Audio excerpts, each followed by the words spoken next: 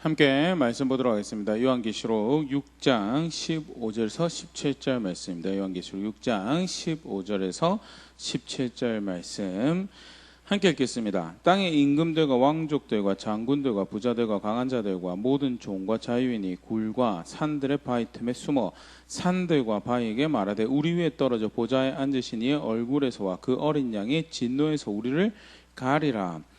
그들의 진노의 큰 날이 이르렀으니 누가 능히 서리요 하더라. 아멘.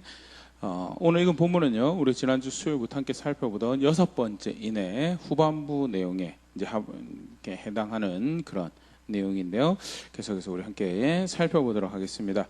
요한계시록 4장 5장에서 예수님께서 요한을 통해 교회와 성도에게 보여주던 환상을 통해서 결국 이 모든 일의 주권과 통치가 누구 손에 달려있는가? 바로 보좌에 앉으신 하나님 손에 달려있음에 대해서 확인을 하고, 그 하나님 손에서 두루마리를 받아 그 뜻을 영원한 한 나라에 세워가는 그 일을 펼쳐가시는 일의 주인공이 바로 일찍 죽임 당시 어린 양이더라라는 것. 어린 양이 이제 그 두루마리를 이제 받으시 취하셔서 인을 하나씩 떼시죠. 첫 번째 인, 두 번째 인, 세 번째 인, 이제 우리 함께 보면 6번째까지 이렇게 떨어지는데요. 앞에 이제 1번부터 5번째 인까지 다르게 6번째 인에 들어서서는요, 이제 영원히 변하지 않을 것 같았던 이제 땅이 변하고 하늘이 변하고 심지어는 우주적으로 해와 달과 별들조차도 그 권능 아래, 그 심판 아래, 그가 세우신 의로운 기준 아래 이제 그 형질이 변하고 흔들리는 그런 일들이 이제 벌어지는 것을 우리가 지난 수요일날 이렇게 살펴봤었고요. 그 첫 번째에서 네 번째까지는 주로 그 포커스가 사람 그리고 사람 간의 일이라고 이렇게 표현을 한다면요, 6번째는 그것이 전 우주적으로 온 세상으로 확대가 되어지는 그런 모습들도 우리가 보일 수 있고요. 지난 수요일날 우리 함께 살펴봤던 것처럼요, 그러나 이 일은 마지막 때 느닷없이 벌어지는 그 일이 아니라 이미 말씀하셨던 그 일이 성취되어지는 것, 특별히 여호와의 날이라고 하는 하나님께서 하나님의 뜻을 펼치시는 직접적이고 능동적이고, 물론 지금도 그렇게 경영하고 역사하시지만 그 하나님 되심을, 그 거룩함을, 의로움을 나타내시는, 그 시대 때로는 심판이 되기도 그 시대 때로는 구원이 되기도 하는 그 여호와의 날에 대한 징후, 말씀되어졌던 알려졌던 그 여호와 날의 징후가 사실은 다시금 이렇게 펼쳐지는 것이고, 그 마지막 날이 실제로 가까이 왔음을 확인하는 그런 모습이다라는 것. 지난 수요일 함께 살펴봤지만요, 간단하게 몇 구절 다시 살펴보면 요에서 2장 10절 그 앞에서 땅이 진동하며 하늘이 떨며 해와 달이 캄캄하며 별들이 빛을 거두도다. 땅이 진동한 지진을 연상하는 그런 표현이죠.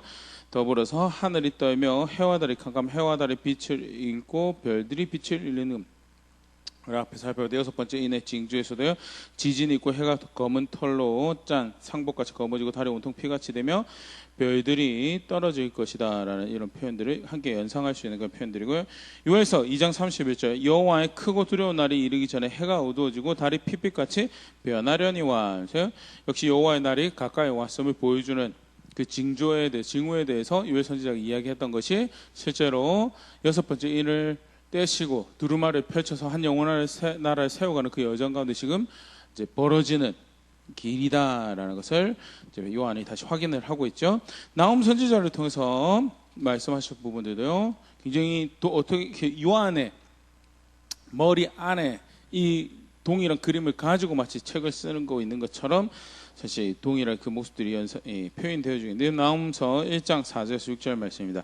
그는 바다를 꾸짖어 그것을 말리시며 모든 강을 말리시나니 바산과 갈멜이 쇠하며 레바논의 꽃이 시드는도다. 그로 말미암아 산들이 진동하며 작은 산들이 녹고 그 앞에서는 땅 곧 세계와 그 가운데 있는 모든 것들이 솟아오르는도다. 누가 능히 그의 분노 앞에 서며 누가 능히 그의 진노를 감당하랴. 그의 진노가 불처럼 쏟아지니 그로 말미암아 바위들이 깨지는도다. 바위가 깨지고 산들이 진동하고 작은 산이 높고 그 앞에 땅고 세계 그 가운데 있는 모든 것이 쏟아오는더라. 섬이 자기 자리를 지키지 못하고 산이 자기 자리를 지키지 못하고 바위가 자기 자리를 지키지 못하는 요동하고 흔들리고 사라지는 그런 일들이 벌어질 것을 바로 그 요한계시록의 6장의 6번째 일이 떼어져 있는데 요한이 그 환상 중에 본 내용을 이야기하는 동일한 것이 이제 이미 일찌감치 이야기되어졌고요. 새롭게 느닷없이 더 벌어지는 게 아니라 앞에 옛 선지자들이 이렇게 이야기하였던 것이 이루어진다라는 것은요. 말씀하시는 그대로 이루어가시는 하나님의 모습 다시 한번 분명히 확인할 수 있는 첫 번째 모습과 더불어서 처음 그 선지자를 통해서 이야기를 주셨을 때 그 하나님 동일하게 마지막 때에도 역사하시는 분이시다라는 것. 무엇을 특별히 죄와 악에 대해서 변함없이 그 책임을 물으시고 악한 것을 악하다 죄를 죄다라고 하시는 하나님이신 거예요. 좀 전에 나움 선지자 말씀을 우리 함께 봤었는데요. 산들이 진동하고 작은 산이 높고 바다를 꾸짖어 그것을 말리시고 모든 강이 마른다로 꽃이 시들고 그런 놀라운 일이 벌어진다. 이것이 왜 벌어지는가라고 할 때 나움 선지자 1장 2절 3절 이렇게 이야기를 합니다. 여호와는 질투하시며 보복하시는 하나님이시니라. 여호와는 보복하시며 진노하시되 자기를 거스르는 자에게 여호와는 보복하시며 자기를 대적하는 자에게 진노를 품으시며 여호와는 노하기를 더디하시며 권능이 크시며 벌받을 자를 결코 내버려 두지 아니하시느니라. 여호와의 길은 회오리 바람과 광풍이 있고 구름은 그의 발에 티끌이로다. 노하기를 저지하시는 은혜로우신 분이 3절에 그렇게 표현되어 있죠. 하지만 그럼에도 불구하고 하나님께서 나움 선지자를 통해 주시는 말씀은 하나님은 죄를 죄라고 하실 거고 악을 악이라고 하시고 반드시 존중받아야 될 하나님 거룩함과 의로움이 특별히 세상을 만드시고 모든 존재하는 모든 것들에 대해서 소유권을 권리를 가지고 계신 분으로서 그들의 존중받지 못하고 그들에게서 감사받지 못하고 한 그 모든 거역하고 대적하는 것들에 대해서 질투하시고 질투는 예수님 죄송합니다. 하나님이 누리셔야 될 권리, 주인으로 누리셔야 할 권리, 그 은혜의 주인으로 받아야 될 감사들에 대한 그 권리에 대해서 하나님께서 쟁취해내신 그게 질투라는 표현으로 표현된 틀린 게 아니고 이기적인 욕식이나 욕심으로 표현된 거 아니고 마땅히 이루어져야 될 것이 이루어져야 되는 것을 향한 하나님의 열정을 표현하는 거고요. 그 일이 그렇게 이루어지기 위해 하나님께서 의를 구현하시는 것을 보복이라고 표현하고 계시면서 그것이 이루어 가시는데 그 길은 회오리 바람과 광풍과 같고 구름은 그 발에 감히 범접할 수 없는 놀라운 자연현상들이 사실은 그 권능을 나타내는 티끌과도 같은 그런 표현들이다라는 것을 더불어서 거대하시며 광대하시며 반드시 그 의로움과 거룩함을 이뤄내실 하나님의 모습에 대해서 설명하면서 그래서 그가 이 같은 심판을 행하실 것이고 그때 그 진노를 누가 감히 감당할 수 있을 것인가라는 것이 우리가 앞에 읽었던 나움 1장 4절 6절 묘사되고 있는 부분이죠. 하나님은요 여섯째 인을 통해서 다시 한 번 더 분명하게 교회와 성도들에게 밝히 보신 그게 뭐냐? 죄와 악을 심판하시 그것을 간과하지 않고 예전에도 그렇게 이야기하셨던 대로 조상들을 선조들을 심판하셨던 것처럼 동일하게 심판하시고 그 죄에 대해서 물으실 하나님이시다라는 것을 더불어서 우리가 앞에도 살펴봤지만 동일한 내용이죠. 두 번째인, 세 번째인, 첫 번째부터 해서 두 번째, 셋째, 넷째까지 더불어서 우리가 볼 수 있는 칼과 기근과 전염병이라는 모습. 요한계시록 6장 8절에 네 번째 인이 떼어질 때 다시 한 번 더 그것을 설명을 하고 있는데요. 6장 8절 내가 보면 청황색 말이 나오는데 그 탄자의 이름은 사망이니 음부가 그 뒤를 따르더라. 그들이 땅 4분의 1의 권세를 얻어 검과 흉년과 사망과 땅의 짐승들로서 죽이더라 하면서 두 번째 인 떼었을 때 큰 칼을 가지고 있었던 말탄자, 세 번째 저울을 가지고 그 시세보다 높은 가격의 식량 가격을 언급하는 모습에서 우리가 연상되어진 기근 그리고 마지막에 전염병 사망으로 번역되는 전염병 이러한 것들이 이제 첫째, 둘째, 셋째, 넷째 인에 떼어질 때 등장하는 모습들이죠. 하지만 이 또한 에스겔 선지자, 예레미야 선지자를 통해서 이야기되어졌던 불의에 대해서 죄에 대해서, 악에 대해서 심판하신 하나님 대표적인 도구죠. 예레미야 29장 17절 18절 말씀은요, 만군의 여호와께서 이와 같이 말씀하시되 보라, 내가 칼과 기근과 전염병을 그들에게 보내어 그들에게 상하여 먹을 수 없는 몹쓸 무화 같게 하겠고, 내가 칼과 기근과 전염병으로 그들을 뒤따르게 하며 그들을 세계 여러 나라 가운데 흩어 학대를 당하게 할 것이며, 내가 그들을 쫓아낸 나라들 가운데서 저주와 경악과 조소와 수모의 대상이 되게 하리라. 물론 예레미야 선지자를 통해서 29장에 이야기 말씀하시는 것은 본 백성들에 대한 그들의 부를 간과하지 않을 것이고, 그들의 거역함을, 그들이 하나님의 의로움을, 그 거룩한 일을 멸시하는 것을 그냥 간과하지 않을 것이고 심판하실 것이다. 근데 심판의 도구가 칼과 기근과 전염병으로 묘사되고 있는 것이요, 동일하게 그 조상들을, 그 불의를 참지 않으시고 심판하셨던 하나님이 마지막 때 이제 역사 가운데 그 심판을 펼쳐, 그렇게 여호와 날이 다가오고 있음을 보여주는 장면이 사실은 이제 인을 떼시는 그 정황 가운데 요한을 통해 소개되죠. 환상으로 우리가 다시 확인할 수 있는, 교회가, 성도가 분명히 다시 알기를 인지하고 그 마음의 생각에 품기를 원하시는 이제 모습이죠. 그러면서 이제 여섯째 인이 그렇게 떼어지고 난 다음에 땅이 흔들리고 하는 이 가운데 이제 오늘 읽었던 본문으로 넘어갑니다. 다시 한 번 더 보면요, 땅의 임금들과 왕족들과 장군들과 부자들과 강한 자들과 모든 종과 자유인이 굴과 산들의 바위 틈에 숨어 산들과 바위에게 말하되 우리 위에 떨어져 보좌에 앉으신 이의 얼굴에서와 그 어린 양의 진노에서 우리를 가리라. 그들의 진노의 큰 날이 이르렀으니 누가 능히 서려 하더라. 땅의 임금들, 권위와 권력을 가지고 군대가 힘을 가지고 있다.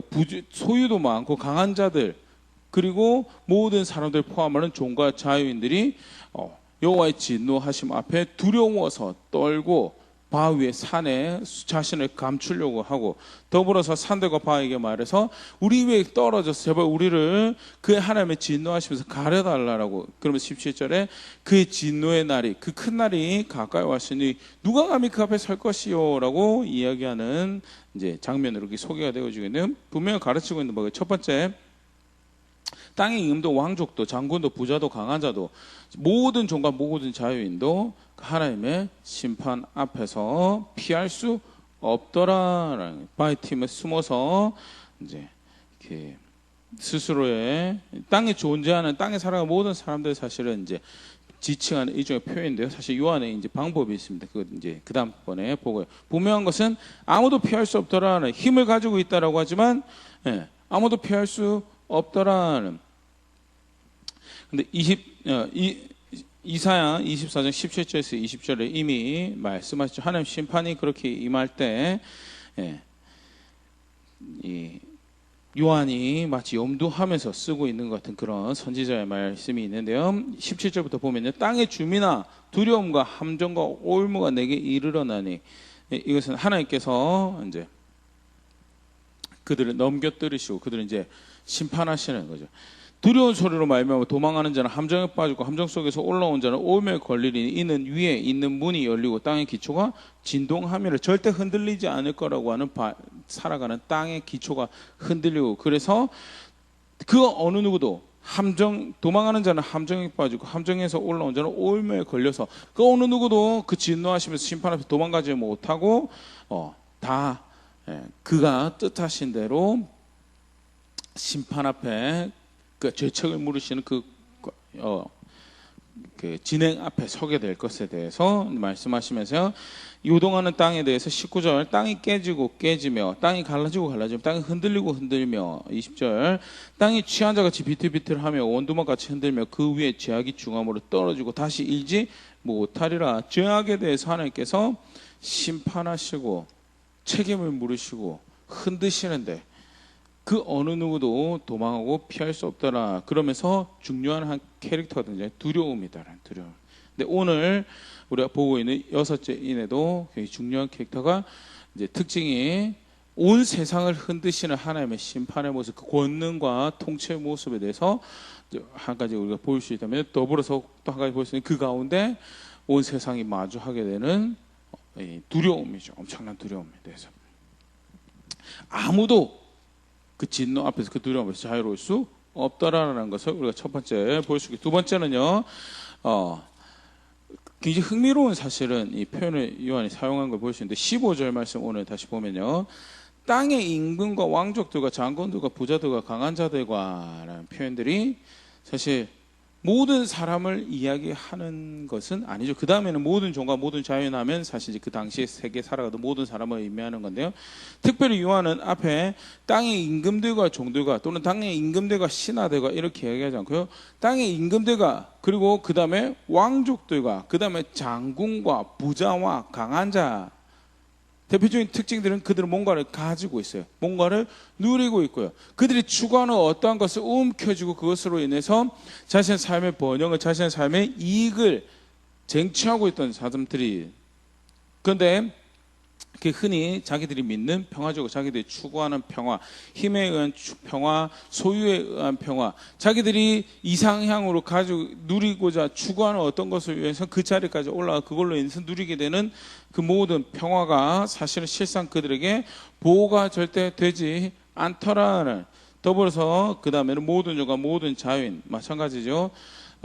앞에 강한 자들에 비하면 약한 자라고 할 수 있겠지만, 그들도 그들이 바라는 바, 못내 누리고 있는 그 어떤 형태의 평화도 그들에게 보호가 되지 못하더라는. 근데 하나님의 심판이 임하는 모습이 사실 그렇죠. 성경책에 반복적으로 사실 경고하는 모습인데, 절대 너희가 바라고 너희가 이렇게 하면 이것이 내 삶을 윤택하게 하는 나의 일상의 평화가 될 것이다라고 기대하고 평안이 될 것이다라고 평강이다라고 기대하는 그 어떤 것도 하나님의 도둑같이 임하는 심판의 앞에서 평화가 보호가 되지 못할 것이다는, 데살로니가전서 5장 6절, 그들이 평안하다 안전하다 할 그때 임신한 여자에게 해산의 고통이 이른 것 같이 멸망이 갑자기 그들에게 이르니 결코 피하지 못하리. 아무도 피하지 못하고, 더더군다나 그들은 그때가 평화라고, 왜? 자기들이 추구하는 바, 자기들 움켜쥐고 있는 바에서 평화다라고 평안할 것이다라고, 이것이 나의 보호가 되고 이것이 나의 삶을 윤택하게 하는 기초가 되고 토대가 될 것이다라고 하는 그 모든 것들이 사실은 하나님 진노 앞에서는 보호가 되지 못하고 기초가 되지, 심지어 없어지고 불살라지고 흔들려 버리는 모든 것이 돼버릴 거다라는 것에 대해서 오늘 본문에서 사실 동일하게 요한에서 강조가 되고 있는 모습이, 세상 평화가 임금이라고 가지고 있는 그들이 칼로, 권력으로, 능력으로, 군대로 가지고 있는 왕족도 마찬가지, 장군, 부자, 강한 자도 마찬가지, 그게 절대 보호가 되지 못할 것, 하나님 심판 앞에서는 그게 보호가 되지 못할 것이다. 누가복음 17장에서도 예수님께서 가르치셨던 말씀 동일하면 26절에서 29절 말씀 보면요, 노아의 때에 된 것과 같이 인자의 때에도 그러하리라. 노아가 방주에 들어가던 날까지 사람들이 먹고 마시고 장가들고 시집가더니 홍수가 나서 그들을 다 멸망시켰으며, 또 롯의 때와 같으리니 사람들이 먹고 마시고 사고 팔고 심고 집을 짓더니 롯이 소돔에서 나가던 날에 하늘로부터 불과 유황이 비오듯 하여 그들을 멸망시켰느니라. 예수님께서 노아의 때와 롯의 때, 물론 심각한 문제를 가지고 있었던 시대죠. 그럼에도 불구하고 예수님께서 이 누가복음 17장에서 강조하시면서 하신 이야기는 문제 있는 삶에 대해서 지적하기보다는 그들의 마음이, 생각이 하나님 말고 다른 것을 추구하고 그것으로 평화를 삼고 위안을 삼고 보호를 삼고 구원을 삼고 살아갔던 모습에 대해서, 먹고 마시고 장가두고 시집가는 것이 죄가 절대 아니죠. 롯의 때도 마찬가지입니다. 소돔과 고모라 먹고 마시고 사고 팔고 심고 집을 짓는 것이 절대 문제가 아니에요. 문제는 뭐예요? 하나님이 없다는, 하나님 뜻도 없고 목적도 없고 하나님 기뻐하시는 것도 없고 하나님을 고려하고 하나님 생각하는 것이 하나도 없이 집 짓고 결혼하고 살고 먹고 마시고 하는 것으로 평화를 삼고 구원을 삼고 위로를 삼고 살아가는 그러한 삶의 방식이, 죄를 물으시는, 무엇이 의로운 것인지 무엇이 합당 바른 것인지에 대해서 물으시는 하나님의 심판과 진노 앞에서 그것이 결코 평화가 되더냐? 절대 평화가 되지 못하고, 보호가 되더냐? 절대 보호가 되지 못하더라라는 거예요. 더 이 안타까운 모습을 보면요, 이 요한계시록 6장 15절 17절 말씀에 등장하는 임금들, 왕족들, 장군들, 부자들, 강한 자들, 모든 종, 자유인 숨죠. 두려움이 생기면 숨을 수도 있는데요. 그런데 그 다음에 그들이 보여준 바는 16절에 산들이 바위가 우리에 떨어져서 우리를 더 감춰달라고, 더 감춰달라. 그 진노로부터, 하나님 얼굴로부터 하나님부터 우리를 더 감춰달라고 이야기를 하고 있는 모습이요. 사실 그 앞에 등장하는 그 하나님 말씀과 증거로 인하여 죽임당한 신실한 하나님 백성들의 모습과 굉장히 극명한 대조가 되는. 그러면 그 죽임당한 성도들은, 하나님 백성들은, 하나님의 사람들 뭐라고 이야기하는데, 요한계시록서 6장 10절 큰 소리로 불러 이르되 거룩하고 참되신 대주여 땅에 거하는 자들을 심판하여 우리의 피를 갚아주지 아니하시기를 어느 때까지 하시려 하나이까 하니. 하나님의 신원에 대해서, 하나님 갚아주심에 대해서 청원하고 있는, 억울하게 죽임당하고 피 흘리고 한 것들에 대해서. 하지만 그들이 바라는 것은 하나님의 신원인 것에 대해서, 쉽게 말하면 피 흘리고 죽게 된 그것으로 그들이, 그럼에도 불구하고 그들이 달려간 곳은 하나님이고 하나님께 의지하고 하나님 권위 아래 자신을 내려놓는 그런 고백들을 하고 있다면, 이들은 여전히 움켜쥐고 그 하나님께로 나아가기보다는, 그 하나님 앞에 스스로를 겸손하게 하기보다는 스스로를 감추고 숨고 더 숨기를 원한다라는 것은요, 절대 회개나 뉘우침이나 뉘우침은 그 다음에 잘 모르겠지만 분명한 것은 하나님께로 향하는 그런 자세가 아니라, 붙잡고 있던 평화가 깨지는 것으로 억울하고, 붙잡고 있는 평화가 깨지는 것을 두려워하고 그것으로 인해서 절망하는 모습에 그냥 그치고 있더라는, 어떻게 보면 굉장히 작은 모습들이지만요, 그 거짓 평화를 바라는 그 사람의 욕심, 또 그것이 사람을 어디로 이끌고 가는가에 대한 그 어리석은 마음을 다시 간접적으로 엿볼 수 있는 그런 모습이 아닐까 생각되어지는데요. 일이 이렇게 됐음에도 불구하고 하나님 앞에 스스로를 겸손하게 하기보다는, 로마서 10장 3절 하나님의 의를 모르고 자기의 의를 세우려고 힘써 하나님의 의에 복종하지 아니하였느니라. 예수님 동시대, 바울 동시대 유대인들에 대한 바울의 평가죠. 하나님 향해서 열심이 없었던 것은 아닙니다. 그러나 문제는 기술적으로 사실은 이제 바울의 표현인데요. 동족이니까 이렇게 좋게 표현한 건데, 엄격히 따지면 하나님 향한 열심이 아니었죠. 자기 결국 욕심이었고요. 그럼에도 불구하고 하나님 백성으로 하나님 위해서 뭔가를 한다라고 하는 게 이제 흔히 말하는 기술적으로 하나님 향한 열정으로 이렇게 바울이 이렇게 표현을 하고 있는데요. 하나님 향한 열심은 있으되 문제가 뭐 있느냐? 하나님의 의를 모르고 자기 의를 세우려고 힘써 하나님의 의에 복종하지 아니하였느니라. 복종하려고 하는 자리로, 그 하나님 앞에 스스로를 겸손하게 만들어서 복종하는 자리로 가지 않더라는, 예수님을 통해서 펼쳐내신, 이 땅에 예수님께서 공생을 통해서 펼쳐낸 이적이, 표적이 없어서가 아니고, 말씀이 없어서가 아니고요, 그것이 소문으로 귀에 들려지는 것이 너무 늦어서가 아니고요, 문제는 겸손해서 복종하려고 하지 않았던 거였고요. 바울 시대도 마찬가지로 교회를 통해서 하나님 영이 역사하셔서 하나님 나라를 펼쳐가고 계심에 대해서, 이것이 하나님께로부터 복음이다라는, 그 예수님이 하나님께로부터 복음이라는 걸 다시 교회를 통해서 확인하고 있는데, 어떻게 하고 있느냐? 하나님의 의에 복종하지 않더라. 여전히 하나님의 의에 복종하지 않더라라는 것이 그들의 문제고요. 왜? 그들이 바라는 거짓 평화가, 그러니까 하나님으로 가지는 평화, 하나님 법에, 하나님 기준에 겸손해서 거기 자신을 낮추고 그 통치 아래 스스로 겸손하게 만들어서 하나님으로 인해서 가지는 평화가 아니라, 자기들이 바라는 평화가 있어서, 그래서 그것을 추구하고 그것을 따르는 나머지, 안타깝지만 하나님이 향한다고 하면서 하나님 앞에 스스로를 겸손하게 하지 못하는 동일한 유사한 모습을 사실은 보일 수 있는 게, 오늘 땅의 임금들, 왕족들, 장군들, 부자들, 강한 자들 속칭 그런 것들로 평화를 누리고 있다라는 자들의 모습에서 우리가 다시 보일 수 있는 것이지.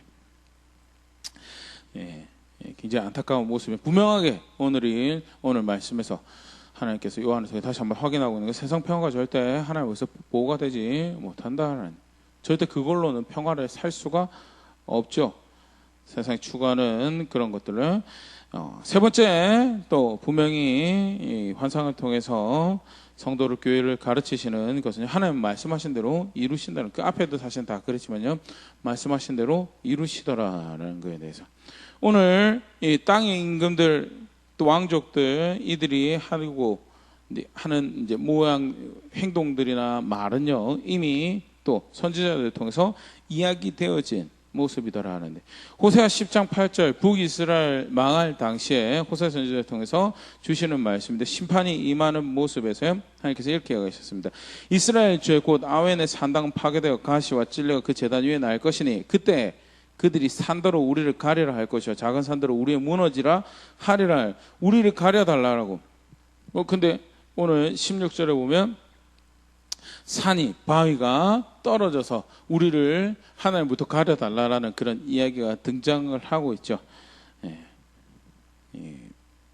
동일하게 하나님 앞에서 완고하고 강팍한 자들의 모습에 대해서 말씀하신 대로 그렇게 이루어지더라는, 이사야 2장 19절에서 22절 말씀, 이사야 선지자를 통해서 사람들이 암혈과 토굴로 들어가서 여호와께서 땅을 진동시키려고 일어나실 때 그의 위엄과 그의 광대하심의 영광을 피할 것이라. 그 산과 동굴로 피하고 스스로 숨어 들어가는 그 하나님께서 진노하시는, 심판하신 그 영광을 나타내시는 그 광대하심 앞에 스스로를 숨기는 그런 모습에 대해서 이사야 선지자를 통해서도 말씀하셨고요. 20절, 사람이 자기를 위해 경배하려고 만들었던 은 우상과 금 우상을 그날에 두더지와 박쥐에게 던지고, 21절, 암혈과 험악한 바위 틈에 들어가서 여호와께서 땅을 진동하시려고 일어나실 때 그의 위엄과 그의 영광, 광대하심의 영광을 피하리라. 숨는 모습에 대해서 무너져라라고 우리를 가려달라고 하는 모습도 이미 말씀되어졌던, 심판 앞에 당당하게 서지 못하는, 그럼에도 불구하고 여전히 강팍함과 완검을 움켜쥐고 다른 평화를 바라고 있는 안타까운 모습들, 그 감히 하나님 심판하심 앞에 서지 못하는 백성들의 모습에 대해서 이미 말씀하셨던 부분들이고요. 그것이 그렇게 실제로 이루어지더라라는 거. 그러면서 사실 이제 오늘 우리가 여섯째 인을 통해서 교회로 또 성도로 무엇을 보고 배우게 하시는가에 대해서 우리가 힌트를 얻을 수 있는 말씀이 그 다음에 기록된 이사야 2장 22절 말씀인데, 그렇게 숨고 피하는 이들이 발생할 텐데 그것이 뭘 의미하는가, 무엇을 가르치는 것이, 이 말씀 무엇 때문에 주시는가. 그러니까 그런 일이 발생하기 너희는 인생을 의지하지 말라. 그의 호흡은 코에 있나니 새말 가치가 어디 있느냐 하면서 사람의 인생, 사람의 능력, 사람의 지혜, 사람이 생각하는, 사람이 추구하는 그런 그냥 이 단편적인 일생에서 추구하는 무언가가 힘이 되고 능력이 되고 구원이 될 것이다. 그것이 나를 건져낼 것이다. 그것이 나의 평화를 줄 것이다. 나의 걸음을 견고하게 할 것이고 나를 모든 것에서부터 인도하여 줄 것이다라고 믿는 것, 그거 하나님께서 잘잘못을 모르시기로 결정하시고 그의 의로운 손을, 그의 거룩하신 걸음을 너를 향해 걸어내신다면, 그렇게 땅을 흔드시고 심판하신다면 피할 수밖에 없는 인생이 되리라고.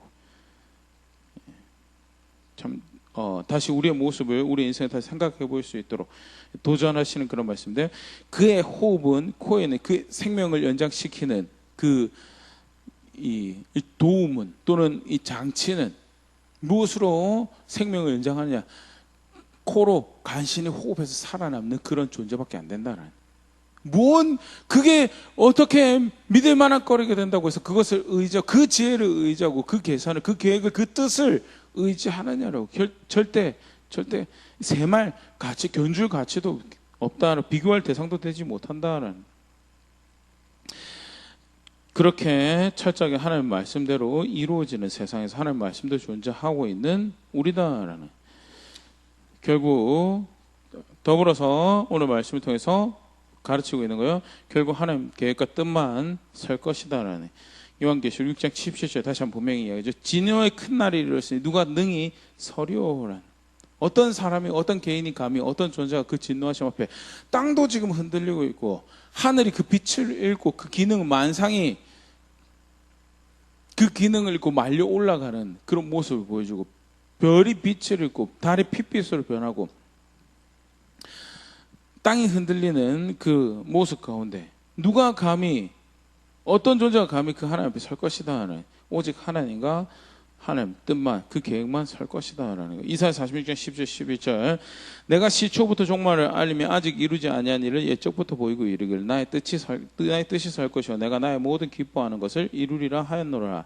시작할 때 뜻을 알리시는 분이시고 그렇게 유일하게 계획하신 대로 뜻하신 그 모든 것을 이루실 수 있는 분, 성경에서 가르치고 있는 여호와 하나님이시죠. 옛적부터 아직 벌어지도 않고 이루어지지 않는 일 옛적부터 말씀하시고 오늘 우리가 사실은 요한계시록 보면 더더욱 그런 부분들 참 많이 보게 되는데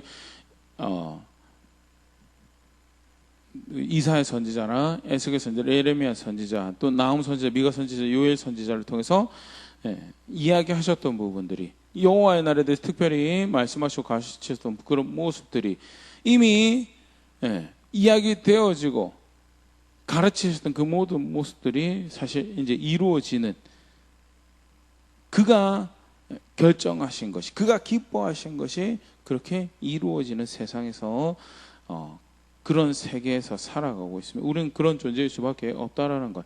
46절 11절 내가 동쪽에서 사나운 나짐승을 부르며 먼 나라에서 나의 뜻을 이룰 사람을 부를 것이며 내가 말하였으니 반드시 이룰 것이요 계획하였으니 반드시 시행하리라. 하나님께서 뜻을 이루기 위해서 필요한데 동쪽에서 사나운 짐승도 부르기도 하고 먼 나라에서 나의 뜻을 이룰 사람을 부르. 분명한 것은 뭐냐? 내가 말한 모든 것을 내가 반드시 이룰 것이고 요한계시록 6째 인이 떼어지는 것도 사실은 느닷없이 벌어지는 것이 아니라 말씀하신 그것을 이루어 가시고 교회여 성도여 무엇을 보라는 하나님께서 계획하신 거 하나님께 뜻하신 거 하나님께서 그렇게 이루어 가시다는 다만 하나님 뜻만 이루어 가다라는 불변의 자원이라고 여겨졌던 해 영원히 우리의 우산이 될 것 같은 하늘 그리고 흔들리는 모든 삶이 공평하게 주어지는 기반 땅 모든 것 흔들리는데 무엇만 서냐 하나님 뜻 계획 하나님 기준 그가 펼쳐가시는 그 의로우신 거룩하신만 설 것이다라는 아까 그래서 이사야 선지자가 그렇게 이야기하죠. 인생 의지하지 말라라고. 오늘 말씀 그렇게 함께 마무리할 수 있으면 좋을 것 같습니다. 그렇게 하나님께서 진노하심이 서는데 스바냐 선지자를 통해서 이런 말씀을 이미 주셨는데요. 사실 교회와 성도에게 도전하시는 말씀이죠. 여호와의 규례 스바냐 2장 3절입니다. 여호와의 규례를 지키는 세상의 모든 겸손한 자들아 너희는 여호와를 찾으며 공의와 겸손을 구하라. 너희가 혹시 여호와의 분노의 날에 숨김을 얻으리라. 그 분노의 하심 앞에 진노하심 앞에 이제 요한계시록의 순서로는요. 그 진노하심 앞에 분노하심 앞에 누가 감히 설 것이올 땅에 사는 모든 이들이 두려움으로 떨고 숨으려고 하는 그 상황 가운데 그러면 이제 궁금함이 생기죠. 교회는요, 성도는요. 이제 그게 이제 7장에 등장을 하고 있고요. 앞에 그 7장 가기 전에 오늘 이 6장 가지고만 특별히 구약 성경에서 말씀하셨던 것이 하나하나 이루어지는 이 장면 구약의 배경을 가지고 예수님을 알고 있었던 요한과 더불어서 그 교회와 성도들에게 무엇을 하나님께서 다시 한 번 더 분명 확인하시는 요 앞에서 겸손하라라는 그 진노하심 앞에 누가 감히 설 수 있겠느냐. 그러니까 겸손하라. 다른 거에 겸손하지만 하나님 앞에 겸손하라. 근데 그 하나님 앞에 겸손한 게 뭐냐? 스바냐 2장 3절에 그렇게 여호와의 규례를 지키는 세상의 모든 겸손한 자들아. 하나님 앞에 겸손한 게 다른 게 겸손한 게 아니고 여호와의 규례를 지키는 것이 하나님 앞에서 겸손한 자. 그래서 그렇게 하나님을 찾으며 공의와 겸손을 구하는 그 모습이 그의 진노하심 앞에 불의한 모든 자들 앞에 그 죄책을 물으신 그 분노의 날에 산과 돌로 자기를 막 숨기고 싶어서 아둥바둥하는데 그게 숨겨지지가 않죠. 그것도 다 흔들고 계시는데 근데 무엇이 그 진노하심 앞에 자신을 보호하고 그 진노하심 앞에 자신을 감추는 모습인가? 다르게 표현하면요. 그 진노하심 앞에 은혜를 입을 자로 여겨지는 모습인가? 그 하나님 앞에 겸손한 여호와 앞에 겸손한 것이 자신을 건지고 사랑하는 사람들 건지고 그런 영향력을 주고받는 모습이죠. 오늘 말씀 앞에 다시 보면 분명히 교회가 성도가 붙잡아야 될 교훈이 아닐까 생각합니다. 겸손해 철저하게 겸손해 하나님 앞에 그리고 그때 겸손하다라는 것은요. 여호와의 규례를 지킨 그것을 시편 118편에 뭐라고 표현하고 있냐면요. 여호와께 피하는 것이 사람을 신뢰하는 것보다 나으며 여호와께 피하는 것이 고관들을 신뢰하는 것보다 놔두다는 여호와께 피한다는 여호와께 피한다. 여기 피한 게 딴 게 아니고요. 여호와께 피한 게 여호와께 겸손한 거죠. 그의 심판 앞에, 그의 보복하심 앞에 정말 두려워야 할 것을 두려워하며 피하는 그 여호와께 피하는 모습이 뭐냐? 그 앞에서 공의로운 것을, 의로운 것을 구하고 그 앞에서 겸손을 구하고 그렇게 하나님 앞에 살아가는 그것이 실제로 여호와 하나님, 심판하실 하나님을 땅을 흔들고 하늘을 흔들고 온 세상을 믿고 살만하다라고 여겨지는 그 모든 평화로운 것들을 결국 마지막 날에 흔들며 그 앞에 의로움을, 사실 굉장히 무서운 모습이, 너무 설교 다시 준비하면서 깨끗한 하늘 보고 깨끗한 자연 환경 보고 더럽다라고 죄 있다라고 생각할 사람 아무도 없을 텐데, 그런데 세상을 만드신 하나님 본래 목적대로 그것이 존재되고 사용되지 않냐라고 심판하실 때는 심지어 그런 것들조차도 하나님 앞에 흠이 있는 것이, 기능대로 의로운 것을 추구하지 못하고 존재하는 것들에 대해서 하나님께서 그것을 흔드시고 갚으실 거다에 대해서, 하물며 그 앞에 서야 할 하나님 형상으로 책임 맡은 자를 지켜야 할 사람은 어떠할까, 그런 모습도 다시 생각해 보게 되었었는데요. 더더욱 그러기에 자신을 위한 지혜가, 사랑하는 사람들 지켜간 지혜가 뭐냐? 여호와 앞에 겸손한 거다라는 것. 오늘 요한계시록 6장 15절 17절 말씀 간단하게 함께 살펴보면서 이 환상을 통해서 가르치시고 있는 모습을 다시 한번 생각해 봤는데요. 한번 돌아볼 수 있으면 좋을 것 같습니다. 말씀과 함께 살펴보고 있는 사랑하는 성도님들 중에는 그런 분들이 아무도 없으리라 생각합니다.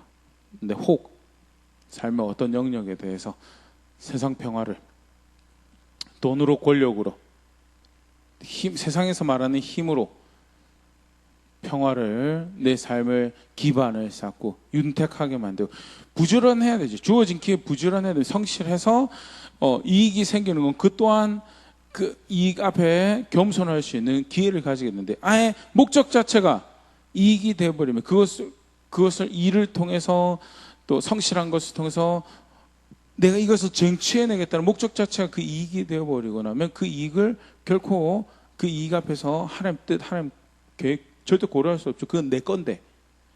그래서 바울이 디모데에게, 사랑하는 디모데에게 편지하면서 부하려고 하면 망한다라고, 돈이 만악의 뿌리다라고. 돈이 만악의 뿌리가 아니죠. 그런데 부하려고 하는 삶의 자세 자체가 돈을 움켜졌을 때 그것을 하나님 앞에서 사용하고 청지기로서 사용하지 못하게 만든, 그래서 일만하게 뿌리다라고 굉장히 강경하게 이야기. 왜 실제로 그렇게 사람들 삶에 작용을 하죠. 네, 그런 기타 여러 가지 것들이 사실 세상 평화가 될 수 있죠. 그것이 하나님을 중심으로 하고 하나님의 통치 아래서, 하나님 명령 안에서, 하나님 법 아래서 살아가는 평화보다도 내 삶의 우선적인 목적에 대해서 그렇게 그거 자랑하고 그거 기대하고 그거 얻을 것으로 살아가고 있는, 혹시 그렇게 스스로 속이고 나만 속고 자신만 망하는, 썩어져가는 그런 자리에 있는 것이 아니라 사랑하는 사람들에게, 사랑하는 자녀, 가정을 경영하는 모습에서도 혹시 그런 거짓된 평화나 그것이 보호가 될 수 있다.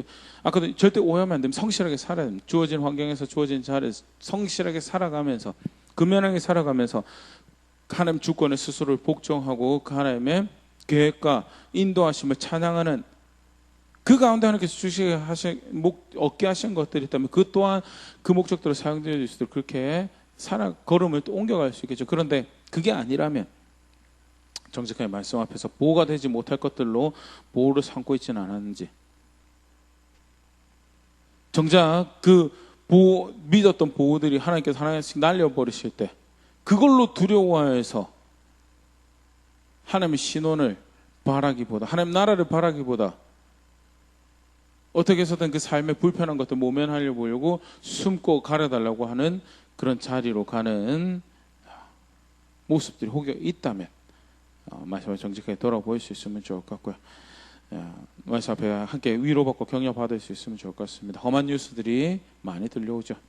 근데 결국 하나님은 하나님 말씀대로 뜻하신 것을 이루실 거고, 궁극적으로는 하나님 계획과 뜻만 설 것이다라는 것. 그러기에 어찌됐든 어떤 상황과 어떤 상태에 있건 하나님 그렇게 우선에 두고, 부족하지만 연약하지만 여전히 또 실패하고 넘어질 수 있지만, 어찌됐든 삶의 방향을 하나님 규례대로, 하나님 말씀대로 그렇게 그 앞에서 겸손하게 걸어가고자 한다면, 그래도 적어도 혼란스러운 소문 가운데 바른 길 찾아서 걸어가고 실패하지 않을, 성경에서 그렇게 표현, 영원이라는 나라에 그 걸음을 하나하나 이렇게 심어가는, 만들어가는 그런 여정이다라고 그렇게 표현을 하는데요. 말씀에 다시 돌아보면서 그런 걸음들 함께 만들어가며 누가 구원의 하나님인지 알고 있습니다. 우리가 그의 교회고 그의 성도입니다라고 함께 고백하는 그런 제가 되고 그런 우리 될 수 있으면 좋을 것 같습니다.